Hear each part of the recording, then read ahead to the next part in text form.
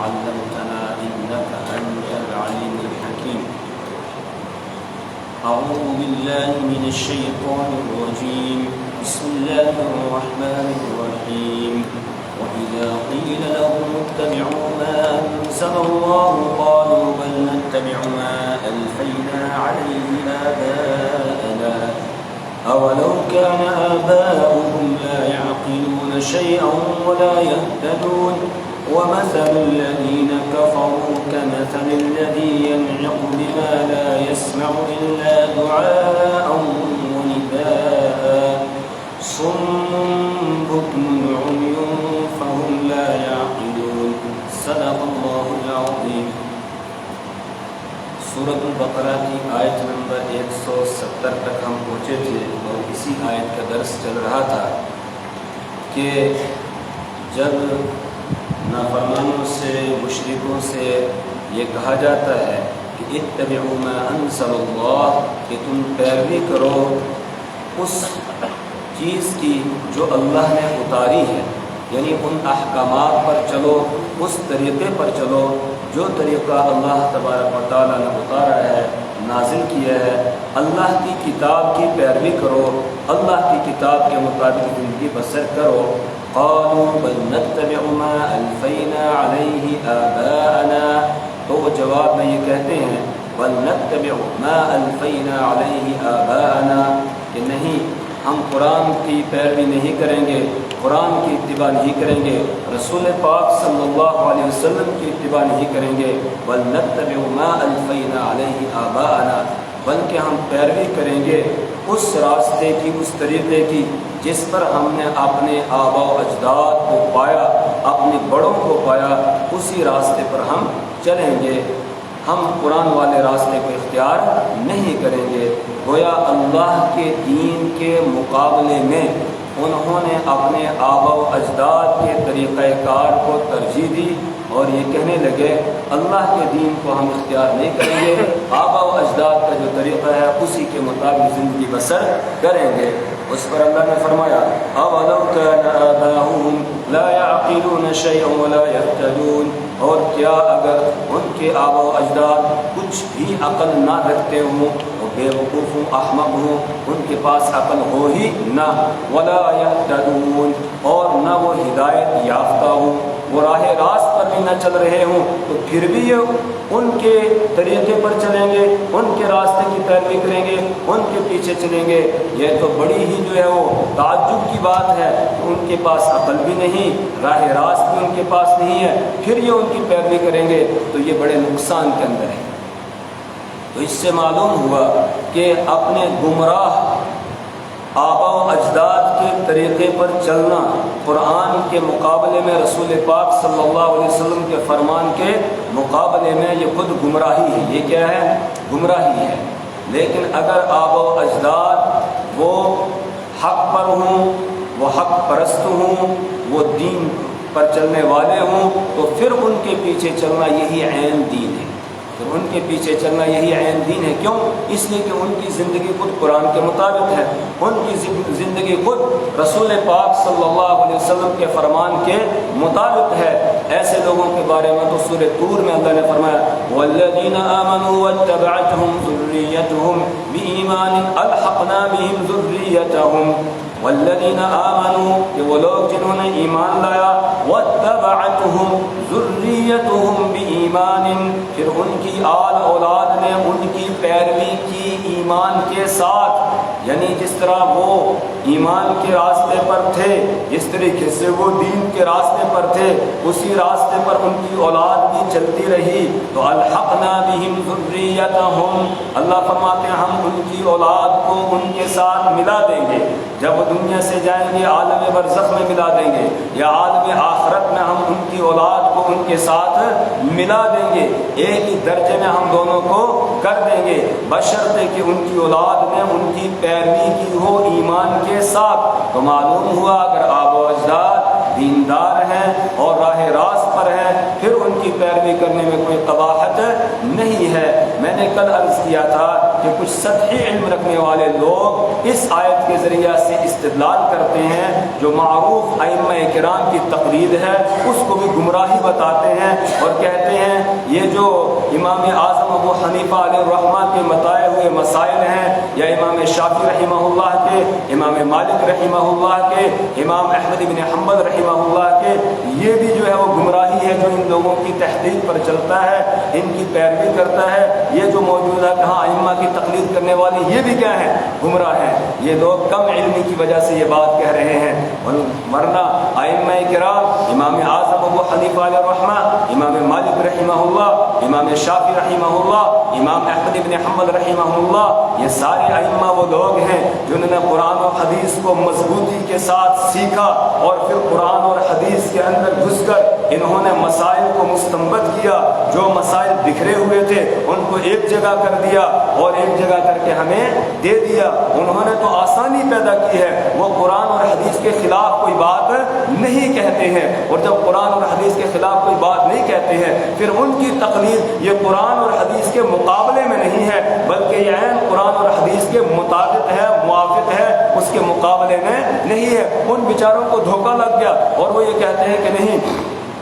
جی ائمہ کی تقلید کرنے والے یہ گمراہ ہیں۔ ایسا نہیں ہے، اس تقلید سے کسی کو چارہ ہے ہی نہیں، کسی کو چھٹکارا ہے ہی نہیں، ورنہ تو ہر آدمی کو پورا قرآن پاک سیکھنا پڑے گا اور پھر اتنی طاقت اور قوت اس کو علمی استعداد اور صلاحیت پیدا کرنی پڑے گی کہ وہ خود مسائل کو مستنبط کر سکے، پورے ذخیرہ احادیث کو اس کو پڑھنا پڑے گا، اس کے بعد پھر وہ نماز پڑھ سکے گا، اس کے بعد وہ روزہ رکھ سکے گا، اس کے بعد وہ زکوٰۃ ادا کر سکے گا، اس کے بعد وہ حج ادا کر سکے گا، اس کے بغیر تو چارہ نہیں ہے۔ اب بتائیے ایسا کر سکتا ہے؟ ہر آدمی ایسا کر سکتا ہے؟ نہیں کر سکتا ہے۔ عام آدمی کو کیا کرنا ہے؟ فَاسْأَلُوا أَهْلَ الذِّكْرِ إِن كُنتُمْ لَا تَعْلَمُونَ، اگر تمہیں کسی چیز کا علم نہیں ہے تو اہل علم سے معلوم کرو، ان سے پوچھ کر تم چلو۔ تو یہ ائمہ کرام اہل علم ہے، انہوں نے مسائل کو اکٹھا کر کے ہمیں دے دیا، ورنہ ہمارے لیے بڑی مشقت ہوتی اور بڑی پریشانی ہوتی، اور ان کی تحقیقات قرآن سے اور حدیث سے باہر نہیں ہے بلکہ عین موافق ہے۔ اور پھر یہ بھی سمجھ لینا چاہیے جو ہم ائمہ کی تقلید کرتے ہیں تو اس میں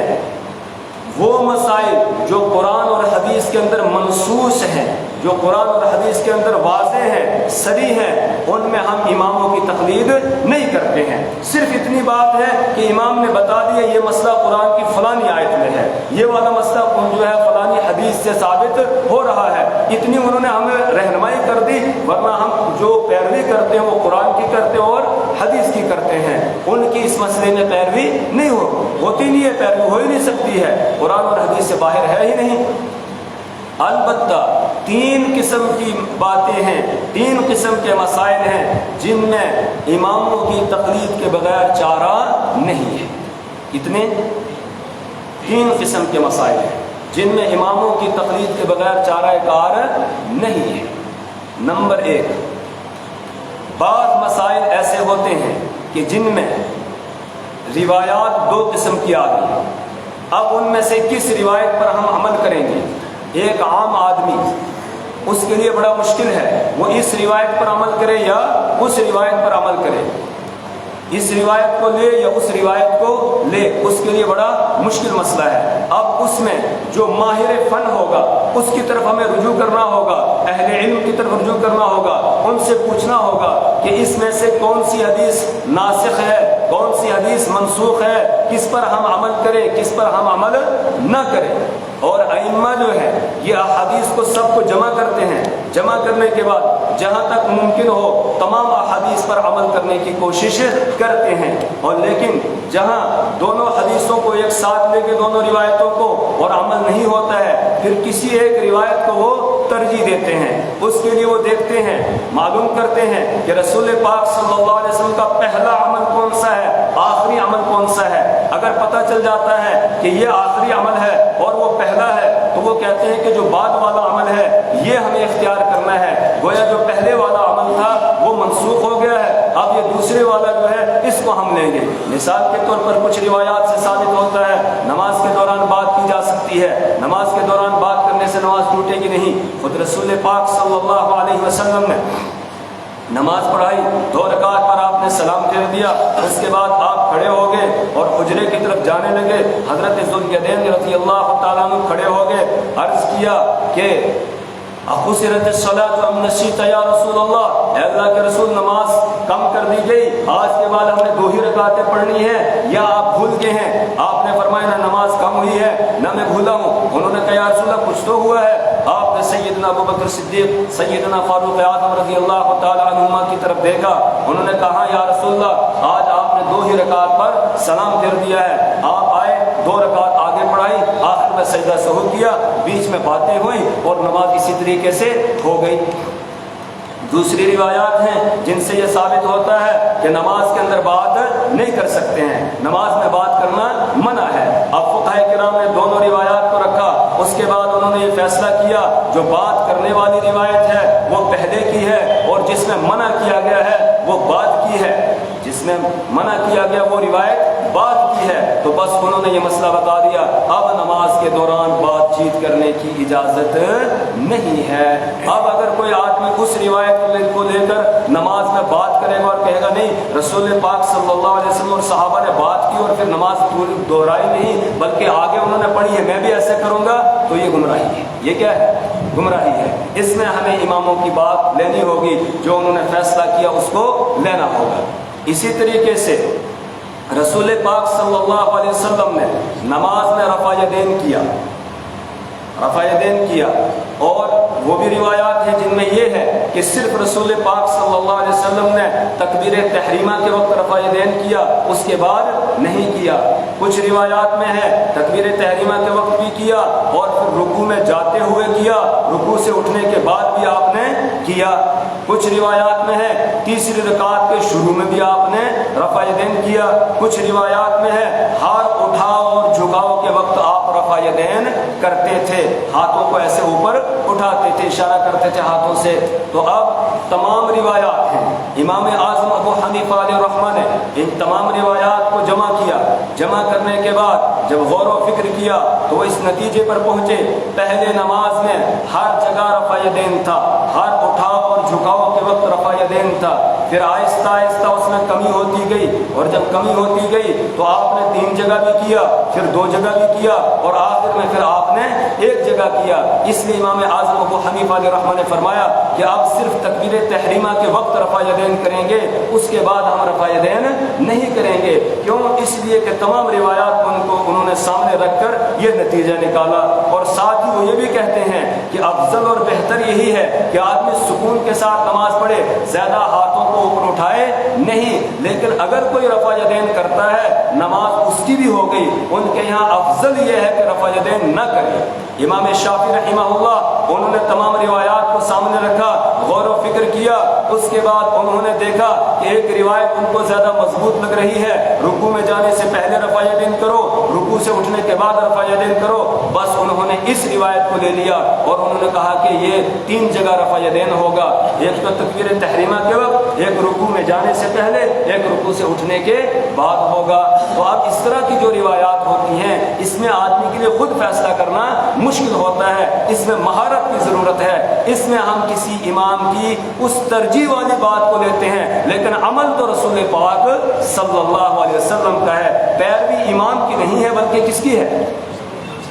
جی رسول پاک صلی اللہ علیہ وسلم کی، جو صرف تکبیر تحریمہ کے وقت رفع یدین کر رہے ہیں وہ بھی کس کی پیروی کر رہے ہیں؟ حضور پاک صلی اللہ علیہ وسلم کی۔ اور جو رکوع میں جانے سے پہلے یا رکوع سے اٹھنے کے بعد رفع یدین کر رہے ہیں وہ بھی کس پر عمل کر رہے ہیں؟ حضور پاک صلی اللہ علیہ وسلم کے عمل کو لے رہے ہیں، اور آپ ہی کی پیروی کر رہے ہیں، امام کی پیروی نہیں کر رہے ہیں، بلکہ امام نے صرف جو ترجیح دے دی ایک روایت کو اسی کو وہ لے رہے ہیں۔ تو بتائیے یہ قرآن اور حدیث کے مقابلے میں ہے تقلید؟ یہ قرآن اور حدیث کے مطابق ہے یا اس کے مقابلے میں ہے؟ عین مطابق ہے، یہ مقابلے میں مد مقابل نہیں ہے۔ اسی طریقے سے بعض مقامات ایسے ہوتے ہیں جہاں ایک لفظ آ گیا حدیث میں یا قرآن میں جس کے 2 معنی ہوتے ہیں،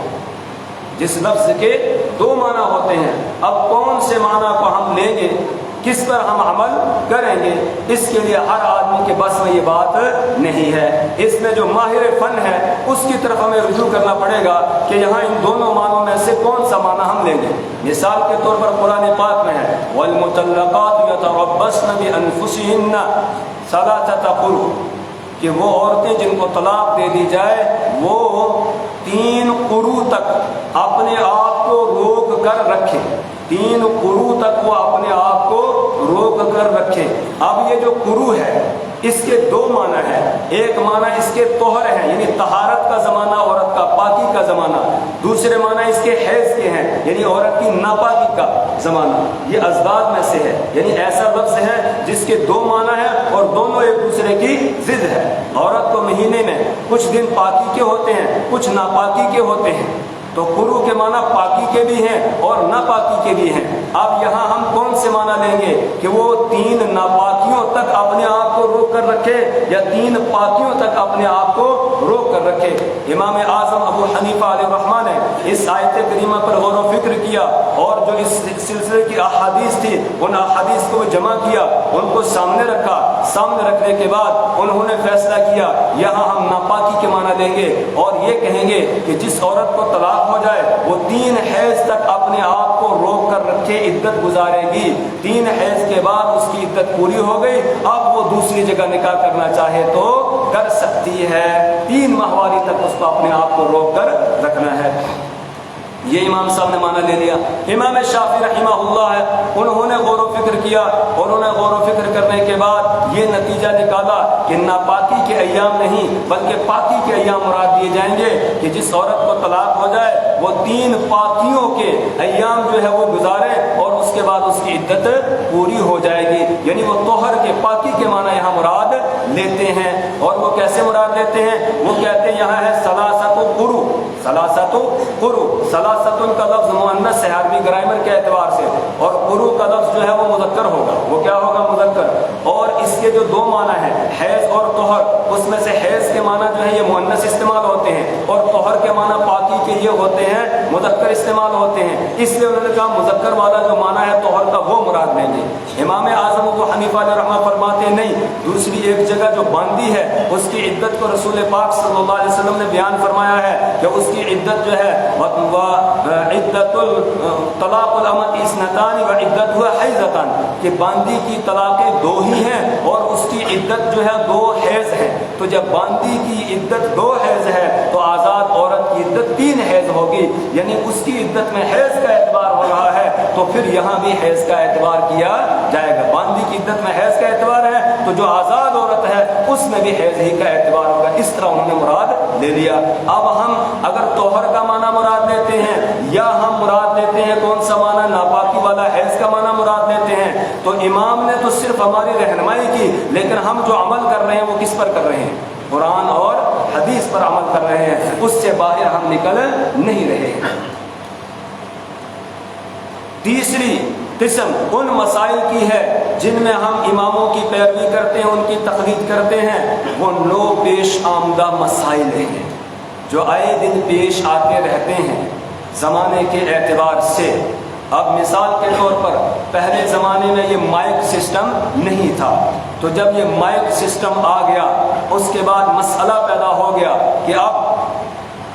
مائک کے ذریعہ سے جن لوگوں کو امام کی آواز پہنچ رہی ہے تو وہ امام کے پیچھے امام کی اقتداء میں ہے یا نہیں؟ کچھ لوگوں تک تو امام کی اپنی آواز پہنچ رہی ہے، وہ امام کی اقتداء میں ہے. جن لوگوں تک مائک کی آواز پہنچ رہی ہے تو وہ امام کی اقتداء میں ہے یا نہیں، ان کی نماز ہوگی یا نہیں ہوگی. یہ مسئلہ پیدا ہو گیا. اس وقت علماء جو ہے بیٹھے اور اس پر غور و فکر شروع کی تو اکثر علماء نے یہ فتویٰ دیا کہ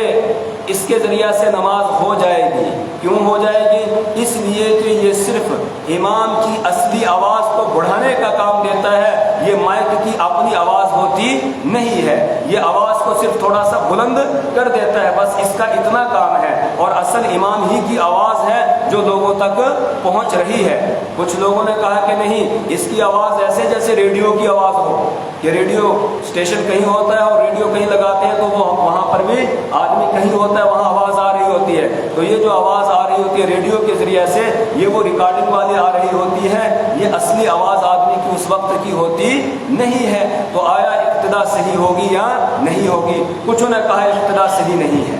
جن کو جو امام کی آواز سن رہے ہیں مائک سے ان کی اقتدا صحیح نہیں ہے۔ لیکن بعد میں جب انہوں نے بھی غور و فکر کیا تو وہ بھی اس نتیجے پر پہنچے کہ نہیں، نماز صحیح ہو جائے گی، اس لیے کہ مائک کا کام صرف آواز کو بلند کرنا ہے اور اس کا کوئی کام نہیں ہے، اس لیے اپنی آواز بھی ہوتی، امام ہی کی آواز کو یہ بلند کرتا ہے۔ اسی طرح جب جہاز آ گیا تو اب مسئلہ پیدا ہو گیا، جہاز میں نماز پڑھیں گے تو ہوگی یا نہیں؟ کیوں؟ اس لیے کہ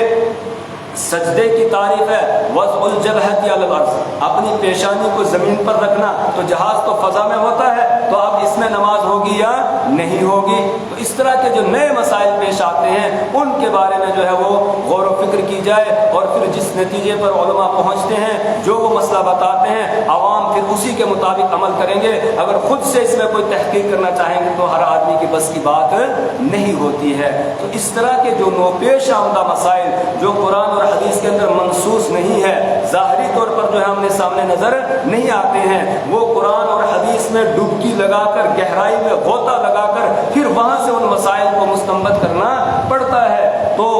ان مسائل میں ہم علماء کے پیچھے چلیں گے، ان کی بات ہم مانیں گے،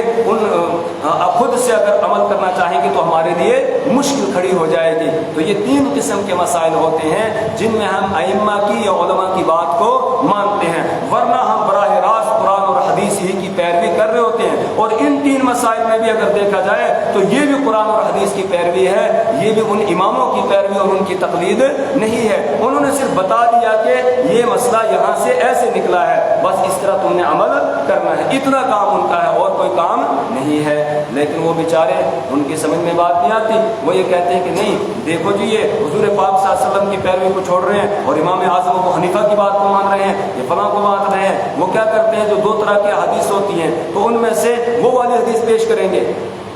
جو مقابل والی حدیث تھی، یہی مثال کے طور رفع یدین والی ہے۔ امام اعظم ابو حنیفہ جو رحمہ ترمذی شریف میں حضرت عبداللہ بن مسعود کی روایت ہے کہ صرف تکبیر تحریمہ کے وقت رفع یدین کرنا ہے، اس پر عمل کیا۔ اب بخاری شریف کے اندر ایک روایت ہے حضرت عبداللہ ابن عمر رضی اللہ تعالیٰ عنہ کی، اس میں ہے کہ رسول پاک صلی اللہ علیہ وسلم نے 3 جگہ رفع یدین کیا، اور ایک ہی صفحے کے بعد دوسرے صفحے میں انہی کی روایت ہے کہ حضور نے 4 جگہ رفع یدین کیا ہے۔ ایک ہی صحابی سے ایک روایت میں 3 جگہ کا تذکرہ ہے اور ایک روایت میں 4 جگہ کا تذکرہ ہے۔ تو آپ کیا کریں گے، یہ بخاری شریف والی روایت دکھائیں گے کہ دیکھو اس میں لکھا ہے کہ 3 جگہ رفع یدین کرنا ہے، یا 4 والی دکھائیں گے یہ لکھا ہے، اور یہ دیکھو صرف اسی پہلی میں ہی کرتے ہیں دوسری میں نہیں کرتے ہیں، اس کا مطلب یہ حدیث کے مخالف کر رہے ہیں۔ اب سیدھا سادہ آدمی ہوتا ہے وہ سوچتا ہے کہ شاید ایسا ہی ہوگا، یہ بخاری بول کے دکھا رہا ہے، لیکن یہ پتہ نہیں ہے کہ ترمذی کے اندر حضرت عبداللہ بن مسعود رضی اللہ تعالیٰ عنہ کی روایت ہے جس میں تذکرہ صرف ایک ہی جگہ رفع یدین کرنے کا ہے، اس سے زیادہ کا نہیں ہے، تو وہ اس پر عمل کر رہے ہیں۔ تو بتائیے وہ حدیث سے ہٹ کر حدیث پر عمل ہے، حدیث پر ہی عمل ہے نا، رسول پاک صلی اللہ علیہ وسلم کے عمل کے مخالف تو نہیں ہے، ایسا نہیں ہے، لیکن وہ لوگوں کو دھوکہ دینے کی کوشش کرتے ہیں۔ اس لیے ہمیں ہوشیار رہنا چاہیے، اور ائمہ کی جو ہم تقلید کریں بالکل برحق ہے، اور یہی طریقہ اسلاف کا چلا آ رہا ہے۔ یہ صرف جو ہے وہ 100-150 سال سے یہ مصیبت پڑ گئی کہ جی اماموں کی تقلید نہیں کرنی ہے، خود سے قرآن اور حدیث کو سمجھو، خود سے کیا سمجھیں گے، خاک سمجھیں گے، اس کو سورہ فاتحہ خود پڑھنا آتی نہیں ہے، خود سے سورہ فاتحہ پڑھنا نہیں آتی، دوسرے کو دیکھا ایسے ایسے ہاتھ کر رہا تھا بس اس نے بھی شروع کر دیا دوسرے کو دیکھ کر۔ اب فرق صرف اتنا ہے، ہم خیر القرون کے زمانے کے جو لوگ تھے ان کی تحقیق پر اعتماد کرتے ہیں اور ان کے پیچھے چلتے ہیں، اور آج کے جو اس طرح یہ ہاتھ اٹھانے والے اور یہ کرنے والے ہیں، یہ آج کے موجودہ جو ان کے مولوی ہوتے ہیں ان مولویوں کی بات مانتے ہیں، ان کی تقلید کرتے ہیں، تقلید وہ بھی کرتے ہیں اور ہم بھی کرتے ہیں۔ فرق صرف اتنا ہے کہ ہم خیر القرون کے زمانے کے جو لوگ ہیں جن کے بارے میں اللہ کے رسول صلی اللہ علیہ وسلم نے فرمایا خیر القرون قرنی ثم الذین یلونہم ثم الذین یلونہم، زمانوں میں سب سے بہترین زمانہ میرا ہے، پھر ان لوگوں کا زمانہ ہے جو میرے زمانے سے متصل لوگ ہوں گے، پھر ان لوگوں کا زمانہ ہے جو میرے زمانے ان کے زمانے سے متصل لوگ ہوں گے، یعنی تابعین، صحابہ کا زمانہ، تابعین کا زمانہ اور تبع تابعین کا زمانہ، یہ خیر القرون کا، اور ائمہ اربعین علی 3 زمانوں میں ہیں۔ ائمہ اربع، امام اعظم ابو حنیفہ یہ تو تابعین میں سے ہیں، امام شافعی، امام احمد بن حنبل یہ تبع تابعین میں سے، امام مالک یہ بھی تابعین میں سے، امام مالک، امام اعظم ابو حنیفہ یہ دونوں تابعین میں سے ہیں، یا یہ کہ امام مالک بھی تبع تابعین میں سے ہیں، لیکن امام اعظم ابو حنیفہ علیہ الرحمٰن نے صحابہ کو دیکھا ہے، صحابہ سے ان کی ملاقات ثابت ہے، اس لیے وہ تابعین میں سے ہیں۔ تو ہم ان کی تحقیق پر چلتے ہیں، اور جو لوگ اس سے تقلید سے پیچھا چھڑاتے ہیں اور وہ آج کے جو ان کے مولوی ہیں ان مولویوں کی تحقیق پر چلتے ہیں، صرف اتنا فرق ہے اور کوئی فرق نہیں ہے۔ اب خود آدمی فیصلہ کرے کہ جو مضبوط تحقیق ہے اور بہترین تحقیق ہے وہ خیر القرون کے زمانے کے لوگوں کی ہے، یا یہ جو آج کل کے مولوی ہیں جن بیچاروں کو پتہ ہی نہیں ہے، کچھ بھی ترجمہ بھی صحیح طور پر آتا نہیں ہے، تو وہ ان کی تقلید کر رہے ہیں، ان کی تحقیق پر عمل کر رہے ہیں، ان کے پیچھے چل رہے ہیں۔ ایک نوجوان ہوتا ہے، ہم دیکھتے ہیں کہ بیچاروں کو قرآن پڑھنا ہی نہیں آتا ہے، اس کو پتہ ہی نہیں ہے کہ الحمدللہ رب العالمین کا ترجمہ کیا ہے، لیکن ایک دوسرا آدمی آتا ہے، نوجوان ہوتا ہے، پینٹ شرٹ میں ہوتا ہے، وہ دھرتا ہے بخاری کھول کے اس کو دکھاتا ہے کہ اس میں یہ لکھا ہے، بس یہ اس کی بات مان لیتا ہے، اور جو امام اعظم ابو حنیفہ علیہ الرحمٰن کی تحقیق تھی اس پر نہیں چلتا ہے۔ تو بتاؤ گمراہی کا راستہ ہے یا نہیں؟ اور آج تک جتنے گمراہ فرقے ہیں سب سے پہلے انہوں نے تقلید کو چھوڑا، اس کے بعد گمراہ ہو، چاہے وہ قادیانی ہو، چاہے وہ شیعہ ہوں، رافضی ہوں، قادیانی ہوں، چکڑالوی ہوں، اسی طریقے سے جو ہے وہ منکرین حدیث کا جو اہل القرآن کا فرقہ ہے وہ ہو، یہ سب کے سب فرقے وہ ہیں جنہوں نے پہلے تقلید سے پیچھا چھڑایا، اپنے آپ کو الگ کیا، اور اس کے بعد پھر آہستہ آہستہ یہ گمراہ ہو گئے، راہ راست سے بھٹک گئے۔ اس لیے جو ائمہ کی تقلید ہے یہ عین دین ہے، یہ عین قرآن و حدیث کی پیروی ہے، یہ قرآن و حدیث کے مقابلے میں نہیں ہے، قرآن و حدیث کے مقابلے میں نہیں، بلکہ عین قرآن و حدیث ہی پر چلنا ہے۔ اب کوئی کہے گا یہ کیسے ہو سکتا ہے جی، ایک بات امام اعظم ابو حنیفہ علیہ الرحمہ فرمائیں وہ بھی ٹھیک ہے، امام شافعی کہیں تو وہ بھی ٹھیک ہے، ہاں ایسا ہو سکتا ہے،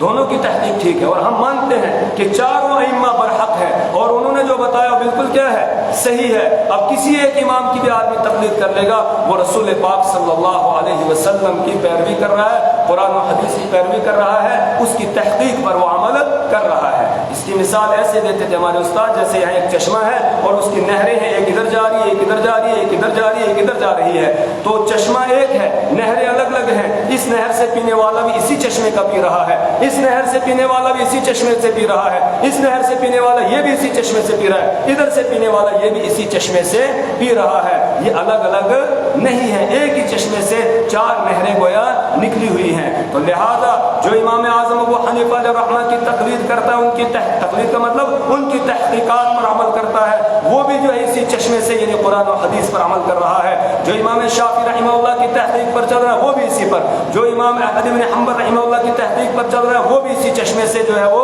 اسی کی پیروی کر رہا ہے، اور جو امام مالک رحمہ اللہ کی تقلید کر رہا ہے، ان کی تحقیق پر عمل کر رہا ہے، وہ بھی اسی چشمے سے سیراب ہو رہا ہے، الگ یہ نہیں ہے۔ یہ صرف خالی دھوکہ دیا جاتا ہے، نہیں جی ایسا نہیں، ایسا ہے۔ اور منشاء خدا یہ ہے اس میں کہ رسول پاک صلی اللہ علیہ وسلم نے جو عمل کیا قیامت تک آپ کی وہ سنت زندہ رہے، اس لیے اللہ نے ائمہ کو پیدا کر دیا اور انہوں نے تحقیقات پیش کی تاکہ حضور پاک صلی اللہ علیہ وسلم کی وہ ایک جگہ ہاتھ اٹھانے والی سنت وہ بھی زندہ رہے، اور 3 جگہ اٹھانے والی یا 4 جگہ اٹھانے والی جو سنت تھی وہ بھی کیا رہے، زندہ رہے۔ اسی طرح ہاتھ باندھتے تھے ناف کے نیچے بھی اور ناف کے اوپر بھی اور سینے پر بھی، تو اللہ تبارک و تعالیٰ نے ائمہ کو پیدا کر دیا، ایک کی تحقیق یہ ہے کہ ناف کے نیچے باندھو لہذا یہ سنت زندہ ہوگی، دوسرے کی تحقیق یہ ہے کہ ناف کے اوپر باندھو تو اس سے بھی ایک سنت زندہ ہوگی، اور امام شافعی رحمہ اللہ کا ایک قول یہ ہے، صاحب ہدایہ نے اس کو نقل کیا کہ سینے پر باندھو، تو یہ سنت بھی حضور پاک صلی اللہ علیہ وسلم کی زندہ ہو گئی۔ ایک ایک سنت حضور پاک صلی اللہ علیہ وسلم کی تا قیامت کیا ہوگی، زندہ رہے گی، اس لیے یہ ائمہ کو اللہ تعالیٰ نے پیدا کر دیا، اور آپس میں ان کو کوئی لڑائی کوئی جھگڑا نہیں ہے، یہ سب اکٹھے ہو جاتے ہیں،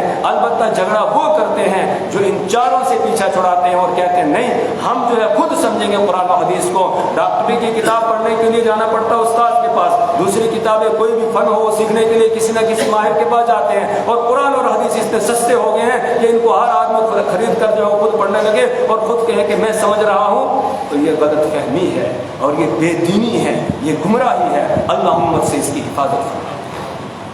چلیے دیکھیے وَإِذَا قِيلَ لَهُمُ اتَّبِعُوا مَا أَنزَلَ اللَّهُ، اور جب ان سے کہا جاتا ہے پیروی کرو اس چیز کی جو اللہ نے نازل فرمائی، قالوا تو وہ کہتے ہیں بل نتبع، بلکہ ہم پیروی کرتے ہیں ما الفینا علیہ آباءنا، اس راستے کی جس پر پایا ہم نے اپنے آبا و اجداد کو، اولو کان آباؤہم لا یعقلون شیئا ولا یہتدون، اولو کان، اور کیا اگر ہوں آباؤہم ان کے آبا و اجداد، لا یعقلون شیئا کچھ بھی سمجھتے نہ ہوں، اگر ان کے آبا و اجداد کچھ بھی سمجھتے نہ ہوں، ولا یہتدون اور وہ ہدایت یافتہ بھی نہ ہوں، تو کیا پھر بھی یہ ان کی پیروی کریں گے؟ پھر تو گمراہی ہی گمراہی ہے۔ اس سے معلوم ہوا اگر آبا و اجداد عقل مند ہوں، وہ ہدایت یافتہ ہوں، پھر ان کی پیروی کرنے میں کوئی حرج نہیں ہے، پھر ان کی تحقیقات پر عمل کرنے میں کوئی حرج نہیں ہے۔ وَمَثَلُ الَّذِينَ كَفَرُوا كَمَثَلِ الَّذِي يَنْعِقُ بِمَا لَا يَسْمَعُ إِلَّا دُعَاءً وَنِدَاءً صُمٌّ بُكْمٌ عُمْيٌ فَهُمْ لَا يَعْقِلُونَ وَمَثَلُ الَّذِينَ كَفَرُوا، اور ان لوگوں کی مثال جنہوں نے کفر کیا، كَمَثَلِ الَّذِي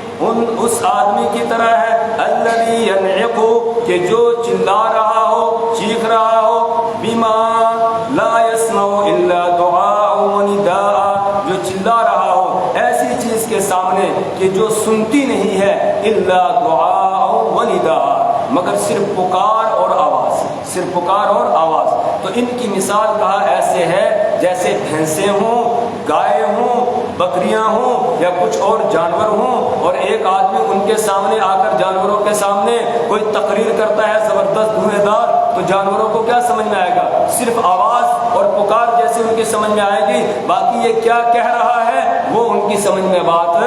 نہیں آئی۔ تو یہی کہا مثال ہے کن کی؟ مشرکین کی، کہ اللہ کا پیغمبر آیا، آ کر ان کے سامنے اللہ کی وحدانیت اور توحید کو بیان کر رہا ہے، لیکن یہ جانوروں کی طرح ہے، خالی آواز ان کے کانوں میں پڑ رہی ہے لیکن یہ بات کو سمجھ نہیں رہے ہیں۔ اور سمجھیں گے کیسے؟ صم بکم عمی فہم لا یعقلون، صم یہ بہرے ہیں، حق کی بات ان کے کانوں سے نیچے اترتی ہی نہیں ہے، بکمن یہ گونگے ہیں، یہ حق بات بول ہی نہیں سکتے ہیں، عمیون یہ اندھے ہیں، ان کو حق کا راستہ دکھائی ہی نہیں دیتا ہے، فہم لا یعقلون تو یہ نہیں سمجھتے ہیں، کیونکہ جو بہرا ہوگا، جو گونگا ہوگا، جو اندھا بھی ہوگا، اس کو راستے پر چلانا بڑا مشکل ہے۔ اس کو کوئی بتا سکتا ہے راستہ؟ نہیں۔ اگر چلو سنتا ہوتا تو بتا دیتے بھئی آگے چل، پیچھے چل، کچھ چل، یا اسی طریقے سے اگر سنتا نہیں دیکھ رہا ہوتا تو اس سے اشارہ کر دیتے، اس کو آنکھیں ہیں اس کی، ادھر چل یا ادھر چل، تو وہ اشارے کو سمجھتا اور چل پڑتا۔ اور اگر بہرا بھی ہے، اندھا بھی ہے، لیکن زبان ہے اس کی، تو پوچھ سکتا ہے دوسرے کو، کہہ سکتا ہے کہ بھئی میں راستہ بھول گیا ہوں، مجھے ذرا راستے پر لگا دو۔ لیکن جب ہے ہی اندھا، بہرا ہے، گونگا ہے، بتا بھی نہیں سکتا اس کو کہاں جانا ہے، سن بھی نہیں سکتا ہے کہ کہاں کیا بتایا جا رہا ہے، اس کو دیکھ بھی نہیں سکتا ہے کہ کہاں جانا ہے، تو بتاؤ وہ اس کے ہلاکت میں کوئی شک ہے؟ اس کے ہلاک ہونے میں کوئی شک ہی نہیں ہے، وہ ہلاک ہو جائے گا۔ بس یہی حالت ہے ان کی، کہا مشرکین کی، کافروں کی، کہ نہ یہ حق کو سنتے ہیں، نہ یہ حق کی بات زبان سے بول سکتے ہیں، اور نہ ہی یہ دیکھتے ہیں، اندھے ہیں، فہم لا یعقلون تو یہ عقل نہیں رکھتے ہیں۔ یا ایھا الذین آمنوا کلوا من طیبات ما رزقناکم واشکروا للہ ان کنتم ایاہ تعبدون۔ یا ایھا الذین آمنوا، اے وہ لوگوں جو ایمان لائے ہو۔ اوپر حکم تھا یا ایھا الناس، اے پوری دنیا کے انسانوں، کلوا مما فی الارض حلالا طیبا، کھاؤ ان چیزوں میں سے جو زمین میں ہے، حلالا حلال، طیبا اور پاکیزہ چیزیں۔ اب یہاں سے خصوصی طور پر ایمان والوں کو حکم دیا جا رہا ہے، یا ایھا الذین آمنوا، اے وہ لوگ جو ایمان لائے ہو، کلو تم کھاؤ، من طیبات ما رزقناکم ان پاکیزہ چیزوں میں سے جو ہم نے تم کو دی ہیں، عطا کی ہیں، واشکروا للہ اور تم اللہ کا شکر ادا کرو، ان کنتم ایاہ تعبدون اگر تم اسی کی عبادت کرتے ہو تو پھر جو وہ کہہ رہا ہے اس حکم کو پورا کرو۔ یہ کیا حکم دیا ایمان والوں کو؟ جو لوگ ایمان میں داخل ہو رہے تھے، اس سے پہلے وہ بھی تو مشرک تھے، وہ بھی تو شرک کرتے تھے، وہ بھی بت پرستی کرتے تھے، وہ بھی بتوں کے نام پر جانوروں کو چھوڑا کرتے تھے۔ تو اب اللہ تبارک و تعالیٰ ان کو یہ حکم دے رہے ہیں، جن جانوروں کو تم زمانہ جاہلیت کے اندر حرام سمجھتے تھے اور ان کو کھاتے نہیں تھے، تو اب اللہ تمہیں حکم دے رہا ہے جو پاکیزہ چیزیں ہیں ان کو کھاؤ اور کھا کر اپنے ایمان کا ثبوت پیش کرو۔ اگر اب بھی تم ان کو نہیں کھاؤ گے، استعمال نہیں کرو گے، تو اس کا مطلب ان چیزوں کا کچھ نہ کچھ تقدس تمہارے دلوں کے اندر ہے، اس لیے تم اس کو کھا نہیں رہے ہو۔ تم سمجھ رہے ہو کہ اس کو کھاؤں گا تو میں تو خدا ہی کو کیا کر رہا ہوں، کھا رہا ہوں، ایسا ہو سکتا ہے؟ تو اس لیے کہا کہ نہیں، ان کو کھاؤ اور کھا کر تم اپنے ایمان کا اظہار کرو، ان کو تم حرام مت سمجھو، وہ حلال اور پاکیزہ چیزیں ان کو کھاؤ اور کھانے کے بعد اپنے ایمان کا ثبوت پیش کرو، یہ کہا جا رہا ہے۔ اگر نہیں کھاؤ گے تو اس کا تقدس، اس کی عظمت تو دل کے اندر رہی اور پھر آہستہ آہستہ وہ دوبارہ اپنی طرف واپس کھینچ لے گی وہ چیز، اس لیے اس کے تقدس کو پامال کرو اور تم اس کو کیا کرو، کھاؤ اور استعمال کرو۔ یا ایھا الذین آمنوا، اے وہ لوگوں جو ایمان لائے ہو، کلوا کھاؤ من طیبات ما رزقناکم، ان پاکیزہ چیزوں میں سے جو ہم نے تم کو دی ہیں، واشکروا، اور تم شکر ادا کرو، للہ، اللہ کا، ان کنتم ایاہ تعبدون، اگر ہو تم ایاہ، اسی کی، تعبدون، عبادت کرتے، یعنی اگر تم اسی کی عبادت کرتے ہو تو پھر ان چیزوں کو کھاؤ، ان کے تقدس کے قائل نہ ہو جاؤ۔ ہاں جو چیزیں حرام ہیں ان سے بچو، اور جو چیزیں حرام تھی اللہ کی طرف سے ان کو یہ حلال سمجھ کے، تبرک سمجھ کے کھاتے تھے۔ جو چیزیں حرام تھی اللہ کی طرف سے ان چیزوں کو کیا کرتے تھے، تبرک سمجھ کے، اور ان کو کھاتے تھے، ان کو استعمال کرتے تھے۔ ان کے بارے میں اللہ نے فرمایا کہ نہ نہ، یہ حرام ہے، ان کو استعمال نہ کرو۔ انما حرم علیکم المیتۃ والدم ولحم الخنزیر وما اہل به لغیر اللہ، انما، بے شک، حرم، اللہ نے حرام کر دیا، علیکم، تم پر، المیتۃ، مردار کو، والدم، اور خون کو، ولحم الخنزیر، اور خنزیر کے گوشت کو، وما اہل به لغیر اللہ، اور ہر اس چیز کو جو نامزد کر دی گئی ہو غیر اللہ کے لیے، جو نامزد کر دی گئی ہو، کس کے لیے، غیر اللہ کے لیے، غیر اللہ کے نام پر اس کو متعین کر دیا گیا ہو، وہ بھی حرام ہے۔ یہ چار چیزیں بتائیں کہ یہ حرام ہے، اس کا یہ مطلب نہیں کہ چار ہی چیزیں حرام ہیں، نہیں، یہ ان چیزوں کا یہاں بیان ہو رہا ہے جن کو حرام ہونے کے باوجود مکہ کے لوگ یا عرب کے لوگ استعمال کرتے تھے اور تبرک سمجھ کے ان کو کھاتے تھے۔ آگے آئے گا 8ویں پارے کے اندر سورۃ الانعام کے اندر، وہاں ہے کہ کچھ جانوروں کے بارے میں کہتے ہیں وہ محرم علینا وعلی ازواجنا، کہ یہ حرام ہے ہم پر اور ہماری بیویوں پر۔ کچھ جانوروں کو سمجھتے ہیں خالی بیویوں کے لیے حرام ہے، اور وَإِن كَانَ مَيْتَةً فَهُمْ فِيهِ شُرَكَاء، اگر مردار ہوتا جانور تو اس کو سب جو ہے وہ مزے لے کر کھاتے تھے، عورتیں بھی اور مرد بھی، فَهُمْ فِيهِ شُرَكَاء، اس میں سب شریک ہوتے، مرد بھی کھاتے تھے اور عورت بھی کھاتے تھے، کس کو، مردار کو کھاتے تھے۔ اور جب ان سے کہا گیا مردار کا کھانا جائز نہیں ہے، بلکہ جس پر اللہ کا نام لے کر ذبح کیا گیا ہو اس جانور کو کھاؤ، جس پر بسم اللہ اللہ اکبر کہہ کے ذبح کیا گیا ہو اس کو کھاؤ، مردار کو مت کھاؤ۔ تو آگے سے حجت بازی کرنے لگے، کہنے لگے یہ کیا بات ہوئی کہ ایک جانور کو اللہ مارتا ہے، جو مردار ہے اس کو کس نے مارا، اللہ نے، تو آپ کہتے ہو وہ حرام ہے، اور ایک جانور کو آدمی خود چھری لے کے ذبح کرتا ہے، آدمی کو یا اس کو مار رہا ہے، اس کو آپ کہتے ہو کہ یہ کیا ہے، حلال ہے۔ آگے سے جو ہے وہ حجت بازی کرنے لگے اس پر بھی، تو معلوم ہوا کہ مردار کو وہ کھاتے تھے گویا تبرک سمجھ کر۔ تو اللہ نے فرمایا کہ حرم علیکم المیت، اللہ نے تم پر مردار کو حرام کر دیا، والدم، اور خون کو بھی حرام کر دیا ہے۔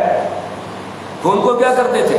خون جو ذبح کے وقت میں نکلتا ہے اس کو مکانوں کی بنیاد میں ڈالتے تھے، اسی طریقے سے جو ہے وہ کوئی بچہ پیدا ہوتا اس کے کپڑے پر بھی لگاتے تھے، اس کے سر پر لگاتے، نہ معلوم کیا کیا اس کو کرتے تھے، پیتے بھی تھے اس کو۔ تو اس پر اللہ تبارک و تعالیٰ نے فرمایا والدم، کہ یہ جو خون ہے، اور دوسری جگہ ہے 8ویں پارے میں او دم مسفوحا، بہنے والا خون، اس کو اللہ نے حرام قرار دے دیا ہے، یعنی ذبح کے وقت میں جو خون نکل رہا ہے یہ خون کیا ہے، حرام ہے، اس کو استعمال نہیں کر سکتے کیونکہ یہ ناپاک ہے۔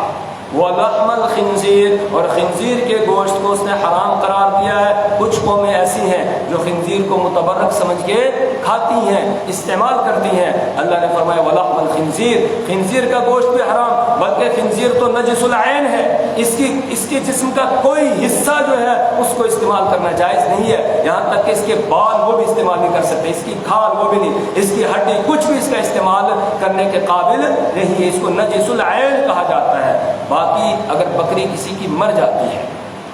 بھینس مر گئی، گائے مر گئی، تو اس کی جو کھال ہے اس کھال کو دباغت دے کر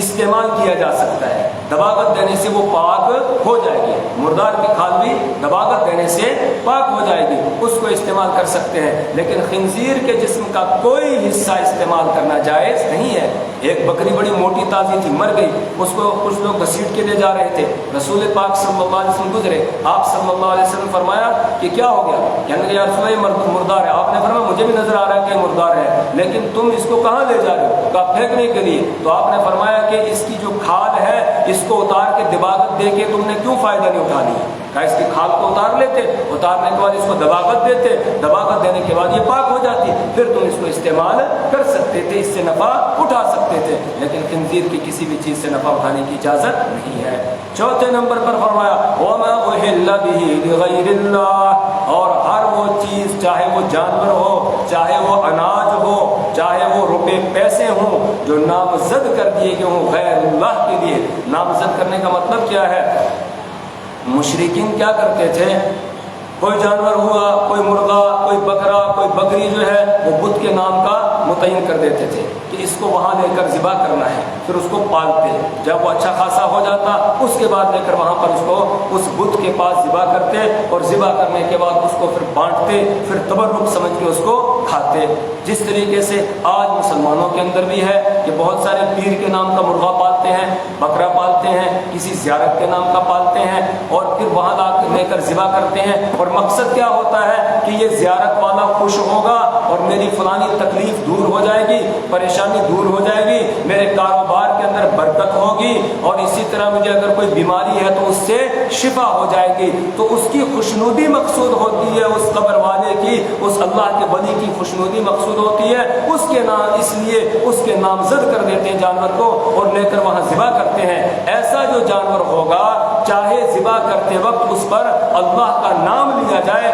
بسم اللہ اللہ اکبر کہہ کے اس کو ذبح کیا جائے، تو تب بھی جو ہے اس کا کھانا حلال نہیں ہوگا، وہ حرام ہی ہوگا۔ تفسیر کبیر جو ہے امام رازی رحمہ اللہ، اس کے اندر بھی انہوں نے یہ بات نقل کی ہے، تفسیر نیشاپوری اس کے اندر بھی یہ بات نقل کی ہے، اور شاہ عبدالعزیز صاحب محدث دہلوی رحمہ اللہ کی تفسیر عزیزی، اس میں بھی انہوں نے یہ بات نقل کی ہے، اور فتاوی عزیزیہ شاہ عبدالعزیز صاحب محدث دہلوی رحمہ اللہ کے ہیں، اس میں بھی انہوں نے یہ بات نقل کی ہے کہ اگرچہ اس پر ذبح کے وقت میں بسم اللہ اللہ اکبر کہہ کر اس کو ذبح کیا ہو، تب بھی اس کا کھانا حلال نہیں ہوگا۔ کیوں؟ اس لیے کہ یہاں خوشنودی جو مقصود ہے وہ اللہ کی نہیں ہے، بلکہ کس کی ہے؟ وہ قبر والے کی ہے،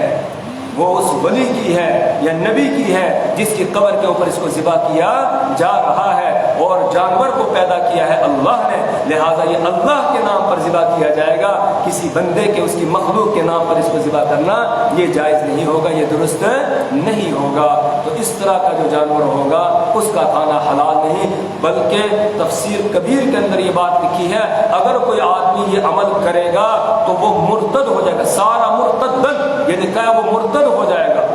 اور اس کا ذبح کیا ہوا حرام ہوگا، وَذَبِيحَتُهُ ذَبِيحَةُ مَيْتَةٍ، یہ لکھا ہے اس کا ذبح کیا ہوا مردار ہوگا، اس کا کھانا جائز نہیں ہوگا، مردار ہوگا، اس کا کھانا جائز نہیں ہے۔ اور ساتھ ہی لکھا ہے یہ اسلام سے خارج ہو جائے گا، مرتد ہو گیا نا، اسلام سے خارج ہو گیا، اگر اس نے نکاح کیا تھا، اس کی بیوی اس پر حرام ہو گئی ہے، اب دوبارہ کلمہ بھی پڑھنا ہے اور تجدید نکاح اس کو کرنی ہے، لکھا ہوا ہے تفسیر کبیر کے اندر ہے، اسی طرح تفسیر عزیزی ہے، فتویٰ عزیزیہ ہے، ان ساری کتابوں کے اندر یہ بات نقل کی ہے، لیکن آج ہم اس کو معمولی سمجھتے ہیں اور تبرک سمجھ کے کھاتے ہیں۔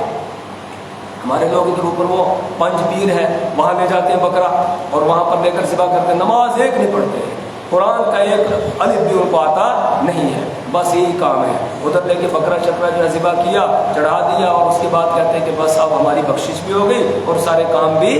بن گئے۔ قطعاً ایسی چیز کا کھانا حرام ہے، اس کو نہیں کھا سکتے ہیں۔ اگر کوئی اور چیز چڑھائی ہے وہاں پر، جیسے ہوتے ہیں نا وہ پرساد کے طور پر دیتے ہیں، وہ کچھ دیتے ہیں گاڑیوں میں ملا کر کسی مندر کے پاس سے گزرتے ہیں تو وہ گاڑی والا روکتا ہے وہاں پر اور پھر جو ہے وہ لاتے ہیں پرساد دیتے ہیں کھانے میں، اس کا کھانا بھی حرام ہے، اس کو کھانا جائز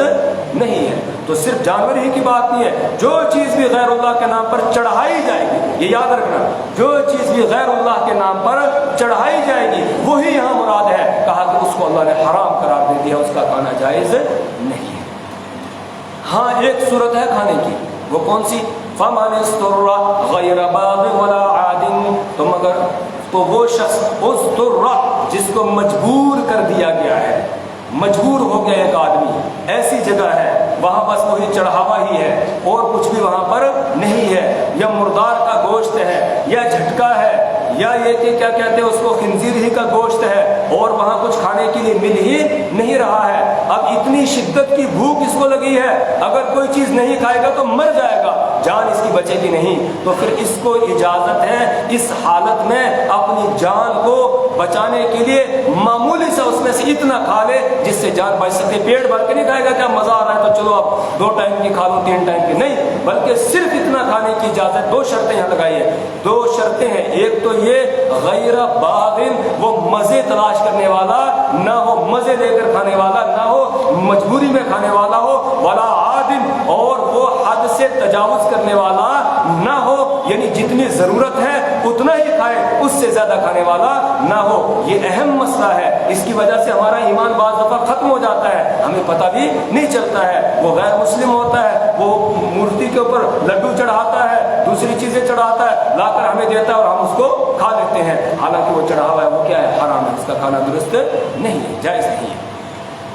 فَمَنِ اسْتُرَّ، تو جو مجبور کر دیا گیا، اور مجبور میں نے بتا دیا کہ اس کے بغیر کوئی چارہ اس کے لیے ہے ہی نہیں، غیر باغن، اس حال میں کہ وہ لذت کو تلاش کرنے والا نہ ہو، ولا عادن، اور وہ حد سے تجاوز کرنے والا نہ ہو، فلا اثم علیہ، تو اس پر کوئی گناہ نہیں ہوگا۔ اور یہ جو قبروں کے اوپر جانور ذبح کیے جاتے ہیں، در حقیقت یہ اس قربانی میں شرکت ہے جو قربانی اللہ کے نام کی جاتی ہے بقرہ عید کے موقع پر، جو بقرہ عید کے موقع پر قربانی کی جاتی ہے اس قربانی میں گویا یہ شرکت ہے، حالانکہ قربانی صرف کس کے لیے؟ اللہ کے لیے۔ ان صلاتی و نسکی، میری نماز اور میری قربانی سب کس کے لیے ہے؟ اللہ کے لیے ہے، اللہ کے لیے، اس کے علاوہ کسی اور کے لیے نہیں ہے۔ تو جو جانور دینا ہو وہ کس کے نام کا؟ صدقے کا حکم ہے، صدقہ کرو، اس لیے کہ صدقہ براؤں کو کیا کرتا ہے؟ دور کرتا ہے۔ اللہ کے نام پر جانور دو، اللہ کے نام پر جانور دو گے، اس کا فائدہ ہوگا، ثواب بھی ملے گا حدیث پر عمل کرنے کا، اور بلائیں بھی دور ہوں، مصیبتیں اور پریشانیاں بھی دور ہوں گی۔ صدقے کا حکم ہے، چڑھاوے کا حکم نہیں ہے، چڑھاوے کو حرام قرار دیا گیا ہے۔ اب سیدھی سادی الفاظ میں زبان میں سمجھ میں آ گیا نا، غیر اللہ کا مفہوم کیا ہے؟ چڑھاوا، کیا چڑھاوا؟ جو غیر اللہ کے نام پر کوئی چیز چڑھائی جائے اس کا کھانا جائز نہیں۔ ان اللہ غفور رحیم، بے شک اللہ تعالیٰ بہت بخشنے والا رحم فرمانے والا ہے۔ مطلب یہ ہے کہ اگر ایک آدمی مجبور ہو گیا، اب جان بچانے کے لیے اس نے حرام میں سے کچھ استعمال کر لیا، تو اللہ کی ذات سے امید ہے اللہ اس کو معاف کر دے گا، وہ بڑا غفور ہے، معاف کرنے والا، رحم فرمانے والا ہے۔ اس کے ساتھ ہی اس میں ترغیب ہے، اگر کسی آدمی سے یہ جرم ہو گیا ہے، کسی نے ایسا کر لیا ہے، اب اس کی آنکھیں کھل گئی ہیں قرآن پڑھنے کے بعد، تو آپ جو ہے وہ توبہ کر لے، اگر وہ سچے دل سے توبہ کرے گا اللہ اس کو معاف کر دے گا۔ آج چونکہ رمضان المبارک کا آخری دن ہے اور چند ساعتیں رمضان المبارک کے باقی رہ گئی ہیں، اس کے بعد آگے کس کو نصیب ہوگا کس کو نصیب نہیں ہوگا، یہ تھوڑا سا یہیں تک ہم بس کرتے ہیں، اس سے آگے انشاءاللہ کل پڑھیں گے۔ تھوڑی رمضان کے اختتام پر دعا کر لیتے ہیں پروردگار سے، کیونکہ اب وقت دعاؤں کے